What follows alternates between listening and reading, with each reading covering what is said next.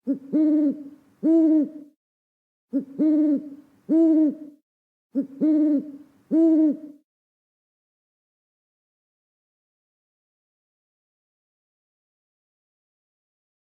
datang di Pojok Santai. Sebelum Anda mendengarkan audiobook ini, kami menginformasikan bahwa channel ini adalah review audio dari buku yang ada di Indonesia. Untuk membaca keseluruhan buku ini, kami menyarankan membeli buku aslinya di toko buku kesayangan Anda, baik offline maupun online. Keberadaan channel ini dimaksudkan untuk membantu Anda mendapatkan pengetahuan dari buku-buku kesayangan Anda. Jangan lupa untuk subscribe, like, dan komen. Selamat datang di Pojok Santai, channel khusus yang membahas komik dan novel dengan cara asyik. Setelah mengalahkan Bladra Wikuyana alias angin topan dari barat, perjalanan Wiro terganggu dengan adanya seorang penguntit. Siapakah sosok yang menguntit dirinya? Yuk, langsung saja disimak video kali ini. Aha, nyatanya seorang gadis molek. Pantas malu-malu unjukkan diri, kata Wiro pula dengan tertawa lebar. Hahaha. Melihat kepada pakaian ungu yang dikenakan gadis itu, segera pemuda ini mengenali bahwa gadis itu adalah anak murid Dewa Tuak. Gadis molek, ada apa kau menguntit aku sejak dari lereng bukit sampai ke jurang maut di sana? Bertanya Wiro. Anggini, si gadis baju ungu, tak memberikan jawaban. Mukanya merah karena malu dan jengah. Wiro tertawa lagi dan berkata, hahaha, mungkin ada mengandung suatu maksud tidak baik nih. Saudara, aku... Anggini gugup sekali. Apa yang harus dikatakannya pada pemuda itu? Apakah gurumu si Dewa Tuak itu juga ikut bersamamu saat ini? Barangkali juga kalian hendak menjebakku. Saudara, dengarlah, kata Anggini pula. Aku sebenarnya tidak mau dengan semuanya ini. Semuanya ini apa? Potong Wiro. Anggini menggigit bibir. Gurumu bersamamu? Tidak. Gurumu yang menyuruh untuk menguntit aku. Gadis itu anggukan kepala. Perlu apa gurumu menyuruh demikian? Kembali Anggini menggigit bibir. Apa dia belum puas dengan sedikit pertempuran siang tadi? Anggini tetap membungkam. Ya, bagaimana dia harus mengatakan pada si pemuda bahwa gurunya menyuruhnya mengejar untuk kemudian berusaha menjadi kawan hidup pemuda itu? Bagaimana dia harus terangkan semua itu? Ingin dia menangis dan lari dari hadapan pemuda itu. Tapi kepada Dewa Tuak, gadis ini takut sekali. Pendekar 212 kerutkan kening. Mendadak mukanya menjadi merah, semerah langit yang disaputi sinar sang surya yang mau tenggelam di saat itu. Dia ingat akan ucapan Dewa Tuak yang mengatakan bahwa dirinya cocok untuk jadi jodoh muridnya. Pendekar muda ini melirik pada gadis baju ungu. Anggini berparas bujur telur dan molek. Kulit yang kuning dan potongan tubuhnya sedap dipandang mata. Tapi urusan jodoh, mana mungkin pemuda itu berpikir sampai di situ. Tak ada ingatannya sampai sejauh itu. Bahkan kewajiban berat yang dipikulkan gurunya ke pundaknya, utang nyawa dendam 1000 karat terhadap Suranyali alias Mahesa Birawa, sampai hari ini masih belum lunas. Masih belum dilaksanakannya. Wiro berdiri dari duduknya. Dipandanginya gadis baju ungu itu seketika, lalu mengumandanglah gelak tawanya. Hahaha. Saudari, apakah pengutitan ini ada sangkut pautnya dengan ucapan gurumu si Dewa Tuak? Paras Anggini semakin merah. Tadi aku sudah bilang, Sebenarnya aku tak senang dengan semua ini, tapi guru memaksaku. Memaksa bagaimana?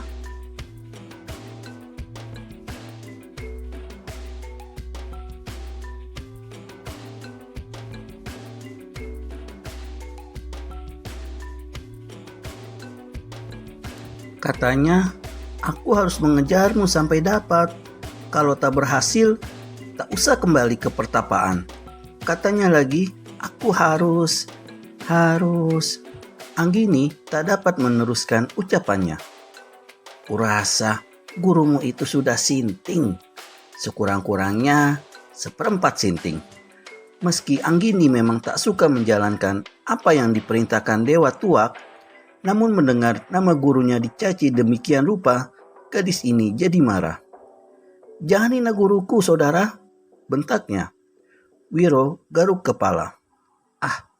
Guru dan murid sama gebleknya, kata si pemuda. Kalau gurumu suruh kau makan beling dan minum racun, apakah kau juga akan ikuti ucapannya itu? Guruku tidak segila itu, bentak si gadis. Aku memang tidak bilang gurumu gila, tapi sinting, menukasi Wiro Sableng. Sekali lagi kau berani menghina guruku, tampar mulutmu, ancam Anggini. Wiro keluarkan suara bersiul. Gurumu memang sinting, katanya lagi. Anggini telah menyaksikan kehebatan ilmu silat dan ketinggian kesaktian pendekar 212 waktu terjadi pertempuran di Jurang Sangreng beberapa saat yang lalu. Dari situ, dia dapat menyimpulkan bahwa gurunya sekalipun belum tentu akan dapat mengalahkan pemuda itu dengan mudah. Namun saat itu, kegemasannya tak dapat ditahan lagi. Tangan kanannya bergerak cepat. Sebaliknya, Wiro malah angsurkan pipi ke muka. Tamparan mendarat di pipi Wiro. Pendekar muda ini tertawa. Hahaha, betapa lembutnya jari-jarimu mengelus pipiku, katanya dengan pejamkan mata. Ayolah, tamparlah sekali lagi, 2 kali lagi, 3 kali lagi, sesuka hatimu lah. Wiro menunggu, tapi tamparan berikutnya tak datang dan pemuda ini bukakan kedua matanya kembali. Dilihatnya Anggini berdiri dengan hidung kembang kempis menahan geram yang menyesaki dadanya. Pendekar 212 tertawa. Hai, kenapa tidak mau ditampar? Tanyanya sinis.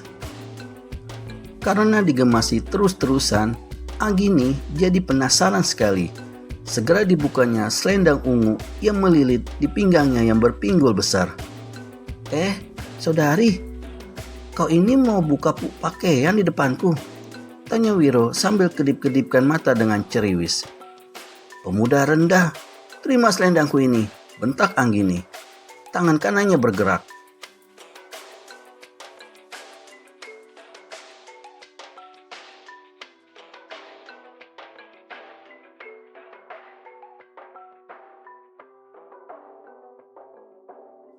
Ujung selendang berputar perlahan dan lamban ke arah kepala Wiro. Selendang terbuat dari kain yang halus. Bila benda itu bergerak lamban, berarti benda itu dialiri oleh aliran tenaga halus.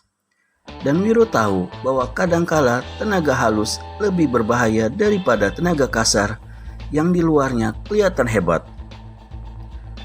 Pemuda ini tak mau menyambuti liuk-liku selendang itu. Dia menggeser kedua kaki dan menjauhkan kepalanya.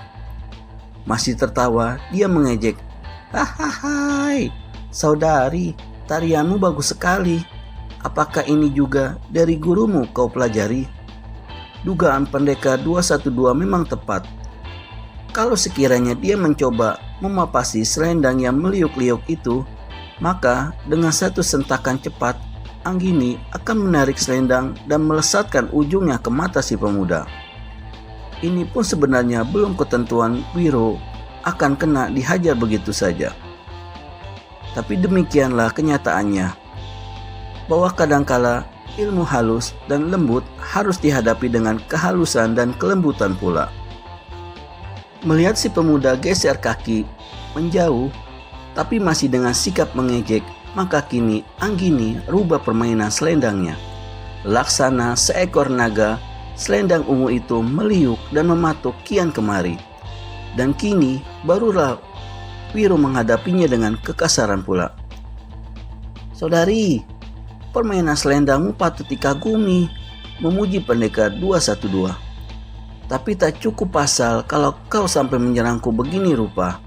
"Aku..." ucap Wiro terpotong oleh bentakan Anggini. "Tutup mulut, pemuda ceriwis. Lihat selendang." Ujung selendang ungu dengan sangat tiba-tiba mematuk ke arah mata kiri Wiro Sableng. Ganda tertawa, pemuda ini tundukkan kepala untuk mengelak. Sejak tadi, meski dia menghadapi serangan-serangan lawan dengan cara kasar, tapi sesungguhnya pendekar 212 terus-terusan mengambil sikap mengelak. Tapi pada saat Wiro mengelak, pada detik itu pula ujung selendang dengan sangat cepat turun dan melibat leher. Setengah libatan pendekar 212 cepat-cepat pergunakan tangan kiri untuk mengibaskan selendang ujung. Tapi ini tak bisa dilakukannya karena serentak dengan itu Anggini kirim satu tusukan dua ujung jari tangan kiri ke dada Wiro. Hebat sekali serangan ini, sehingga kalau dilihat dari atas, maka serentakan dengan serangan selendangnya tadi, maka sepasang serangan Anggini tak ubahnya seperti sebuah gunting besar yang hendak menggerus tubuh dan leher si pemuda. Bagus sekali saudari. Tak percuma kau jadi murid si Dewa Tuak," memuji Wiro. Tangan kirinya terpaksa dipalangkan untuk menunggu tusukan jari tangan lawan.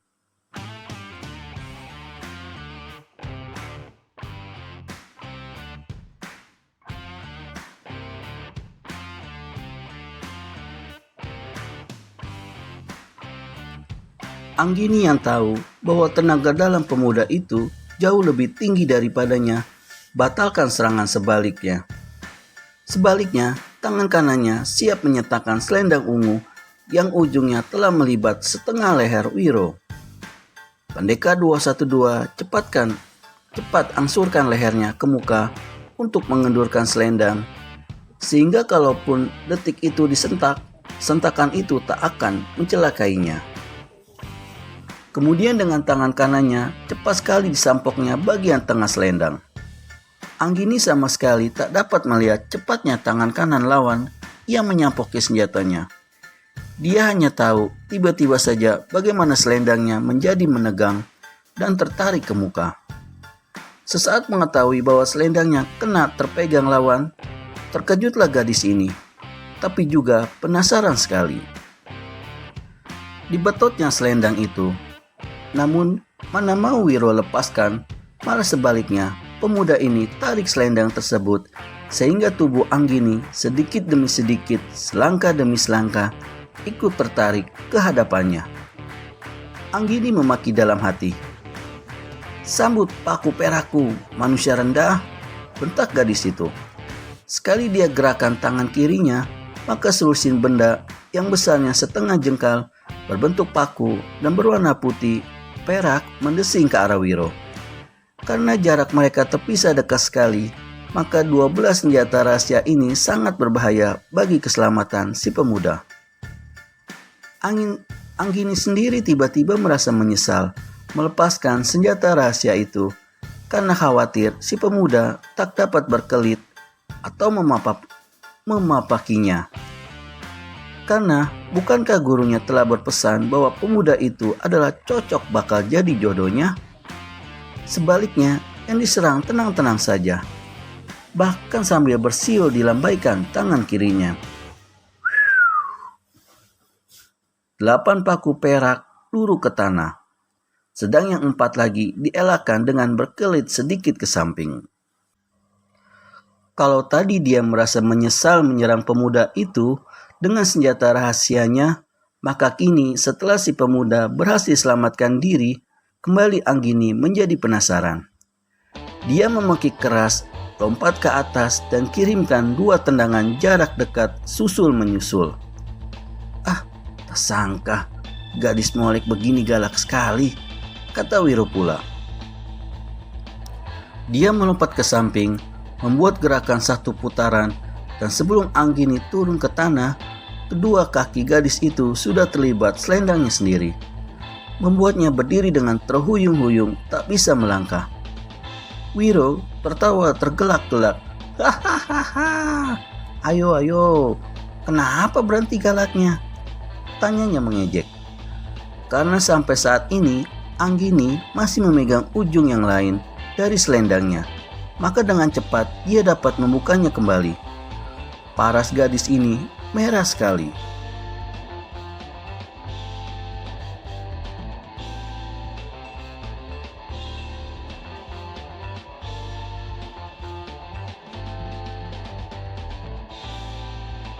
Matanya menyorot memandang kepada Wiro. Sebaliknya Pendekar 212 dengan ceriwis mengedip-ngedipkan matanya. Senjata apa lagi yang bakal kau keluarkan? Tanya Wiro. Lepaskan selendangku, teriak Anggini. Wiro hanya tertawa. Hihihi.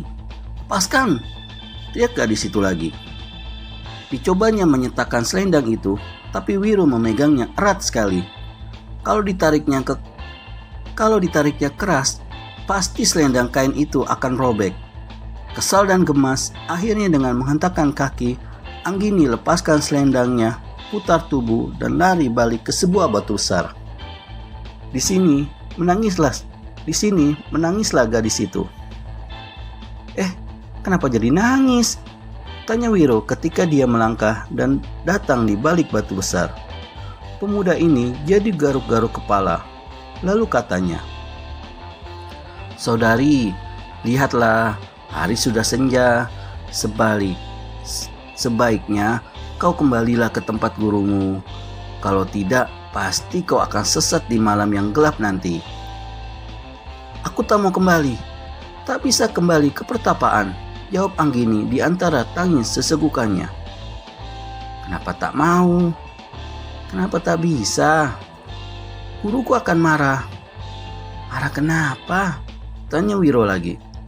Sudah, kau tidak tahu. Dan tangis Anggini semakin mengeras. Lalu, kalau kau tak mau kembali ke tempat gurumu, apa kau bakal menginap di sini? Tak usah pedulikan aku. Biar aku mau melintang, tak usah ambil pusing. Pergi dari sini kau. Anggini menyeka mata dan pipinya. Tak perlu bicara keras macam begitu, saudari. Antara kita tak ada permusuhan. Ini semua adalah gara-gara gurumu yang berotak sinting itu. Jangan hina guruku, hardik Anggini. Kau ini seorang murid yang baik, patuh terhadap guru dan juga hormat. Tapi sayang, kau juga turut-turutan bertindak tidak pakai pikiran sehat. Sekarang sudah. Kembalilah ke pertapaan gurumu sebelum hari menjadi malam. Tidak. Wiro melangkah ke belakang Anggini. Kasihan-kasihan lucu dia merasa saat itu. Akhirnya pemuda ini berkata juga, Ini selendangmu. Kalau kau banyak berlatih, pasti kau menjadi seorang gadis yang hebat. Wiro lantas menyampirkan selendang ungu itu di pundak si gadis. Ketika dia memandang ke langit, dilihatnya bintang-bintang sudah bermunculan dan bulan sabit kelihatan samar-samar di balik awan.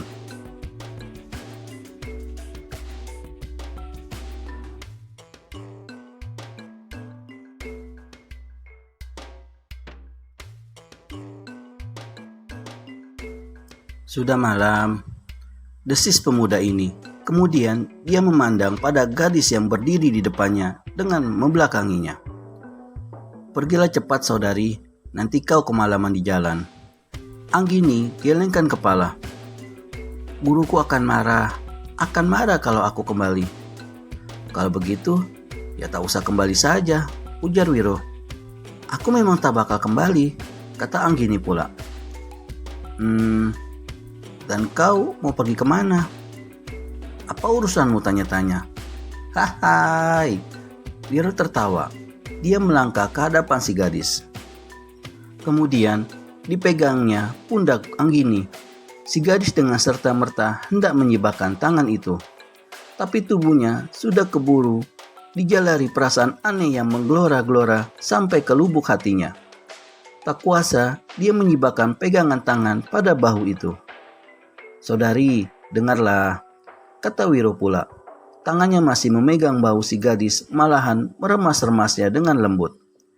Dalam hubungan guru dan murid, walau bagaimanapun kau mesti kembali ke pertapaan. Kau tak boleh tempuh jalan sendiri. Kalau kau tak kembali, malah gurumu akan marah sekali. Kau pasti akan dihukumnya. Tapi bagaimana aku mungkin bisa kembali? Tidak bisa, saudara. Kau tidak tahu. Apa yang aku tidak tahu? Tanya Wiro. Tak mungkin bagi Anggini untuk mengatakannya dengan terus terang. Namun terluncur juga ucapan dari mulutnya. "Kalau aku mesti kembali," kata guruku, "aku harus bersamamu." Wiro tertawa. Suara tertawanya menggema di daerah sepi dingin di permulaan malam itu. "Saudari, namamu siapa?" bertanya Wiro. Dan karena tadi gadis itu diam saja, diremas bahunya, maka tangan Wiro kini meluncur ke pipi, membelai pipi yang masih belum kering dengan air mata itu. Rasa yang menyentak-nyentak mendebarkan dada si gadis kini tambah keras dari tadi. Lagi-lagi tak kuasa dia menyibakkan tangan yang membelai-belai itu. Ditundukkannya kepalanya. "Siapa namamu, saudari?" tanya Wiro lagi. "Anggini," jawab si gadis perlahan. "Nama bagus, nama yang bagus," puji pendekar 212, dan tangannya semakin berani membelai muka Anggini. "Dengar Anggini, orang tua macam gurumu itu memang suka bicara ngelantur. Sekarang kau kembali saja ke pertapaannya dan katakan bahwa kau tak berhasil mengejar atau menemui aku. Habis perkara. Atau kalau tidak, katakan saja kau telah menemuiku dalam keadaan tak bernyawa, mati di jurang Sanggreng."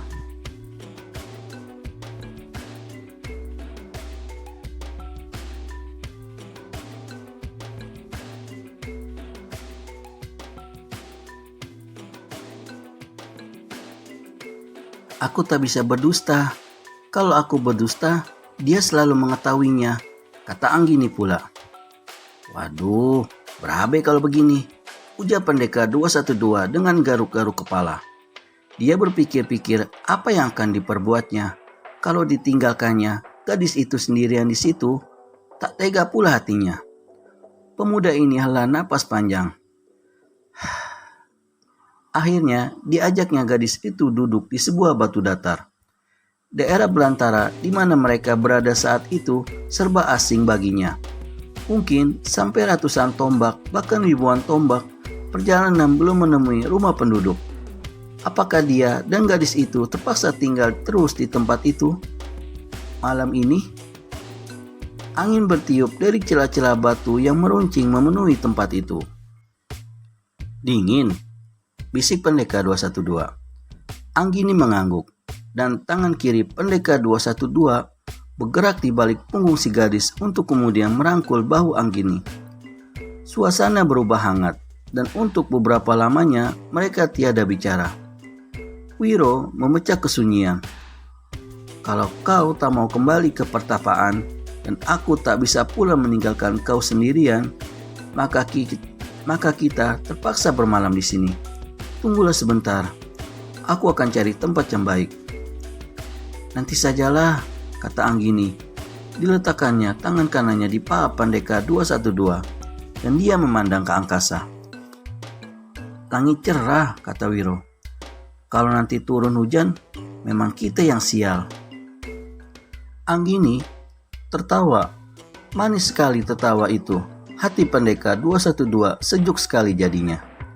Dan diperketatnya rangkulannya, kemudian dengan beraninya pendekar ini menggelitiki tengkuk si gadis dengan hidungnya. "Jangan begitu kata Anggini menggeliat kegelian, tapi tubuh dan tengkuknya tidak dijauhkannya. Malam itu, Wiro sengaja tidak membuat perapian. Dia khawatir kalau nyala api hanya akan mengundang datangnya hal-hal yang tidak diingini.